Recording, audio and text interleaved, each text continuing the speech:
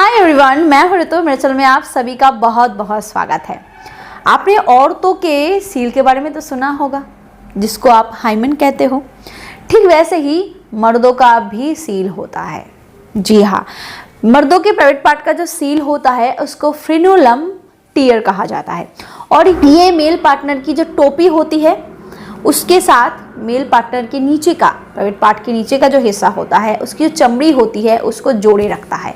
ये जो चमड़ी होती है इसको कभी काटा नहीं जाता, इसको कभी बाहर नहीं निकाला जाता। जिनका सर्कमसिशन होता है, जिनका सर्कमसिशन नहीं भी होता है, वो इस चमड़ी को नहीं काटते हैं। ये चमड़ी जो होती है इसको फ्रेनुलम टियर कहा जाता है और ये कैप के साथ, कैप के निचले हिस्से के चमड़ी को जोड़े रखता है।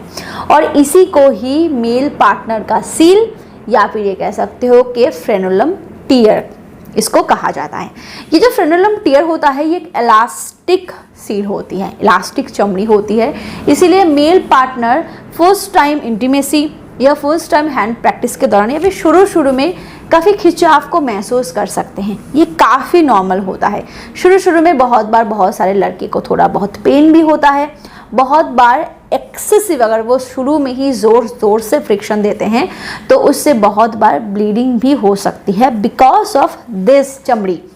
पर जबकि ये इलास्टिक है तो इसी वजह से धीरे धीरे प्रैक्टिस के साथ साथ इसकी जो इलास्टिसिटी है वो एक एप्रोप्रिएट स्ट्रेच पोजीशन में आ जाती है, जिसकी वजह से जब आप आगे जाके फिजिकल रिलेशन में इन्वॉल्व होते हो या हैंड प्रैक्टिस भी करते हो तो ये उतना ही स्ट्रेच हो जाती है जितना आपके लिए ज़रूरी होता है। पर बहुत सारे लड़के काफ़ी हद तक, काफ़ी समय तक फिजिकल रिलेशन में इन्वॉल्व होने के बाद भी या फिर हैंड प्रैक्टिस के बाद भी इसके खिंचाव को महसूस करते ही रहते हैं। बहुत सारे लड़के ऐसा सोचते हैं कि इसको सर्जरी के ज़रिए काट देना चाहिए, निकाल देना चाहिए या फिर बहुत सारी और भी चीज़ें उनके दिमाग में आती है। But my dear friends, surgery या फिर काटने की कभी भी ज़रूरत नहीं पड़ती।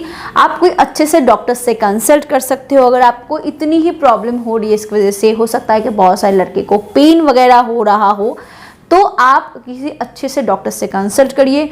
ये जो चमड़ी होती है इसकी इलास्टिसिटी को बढ़ाने के लिए बहुत सारे मेडिसिन मार्केट में अवेलेबल है, बहुत सारे क्रीम्स मार्केट में अवेलेबल है, बहुत सारे लोशन, ऑयल मार्केट में अवेलेबल है, जिसके ज़रिए इसकी इलास्टिसिटी को बढ़ाया जा सकता है, जिससे आपकी ये जो डिस्कम्फर्टनेस है या फिर ये जो आपको खिंचाव महसूस होता है, पेन महसूस होता है, इससे आप छुटकारा पा सकते हो। वीडियो को आगे बढ़ाने से पहले मैं आपको एक प्रोडक्ट के बारे में बताना चाहूँगी। अगर आपके प्राइवेट पार्ट में हार्डनेस बहुत कम है, अगर आप संबंध बनाते वक्त ढीलापन महसूस करते हो, अगर आपका मॉर्निंग इरेक्शन भी नहीं होता और जब भी आप संबंध बनाते हो उतना हार्ड आप फील नहीं करते जितना एक सेटिस्फैक्शन लेवल के लिए ज़रूरी होता है, तो आप मिस्टर्स कंपनी का बोल्ड फॉर मेन का इस्तेमाल करके देख सकते हो। इसमें ऐसे तो खास इंग्रेडिएंट्स डाले गए हैं जो इरेक्शन को धीरे धीरे इंप्रूव करने में काफ़ी मदद करता है। इसमें लिविजा है। लिविजा जो है वो एक हर्बल पेटेंटेड मॉलिक्यूल है जो आम और अनार के एक्सट्रैक्ट से बनाए गए हैं। इसका मेन काम है आपके बॉडी में ब्लड फ्लो को इंप्रूव करना। इसमें है सफ़ेद मूसली। सफ़ेद मूसली जो है हम सभी जानते हैं कि ये नंबर 1 टेस्टोस्टेरोन बूस्टर है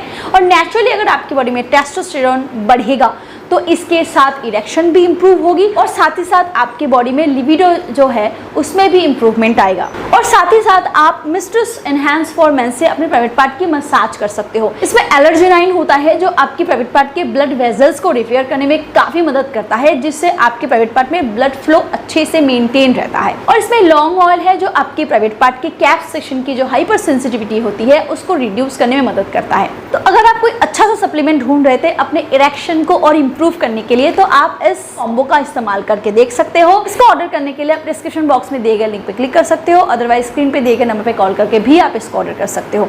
अगर आप स्पेशल डिस्काउंट चाहते हो तो इस कूपन कोड का इस्तेमाल आप जरूर करो, इससे आपको इतना % डिस्काउंट मिल जाएगा। Thank you. चलिए आगे बढ़ते हैं वीडियो की तरफ। और क्या करना चाहिए क्या नहीं करना चाहिए वो चीज़ें आपको डॉक्टर से बता सकते हैं। तो इस मामले में अगर आपको ऐसा कुछ फेस हो रहा है, बहुत से लड़के सोचते हैं मेरा तो सर्कमसिशन किया हुआ है तब भी मुझे ये खिंचाव क्यों महसूस हो रहा है।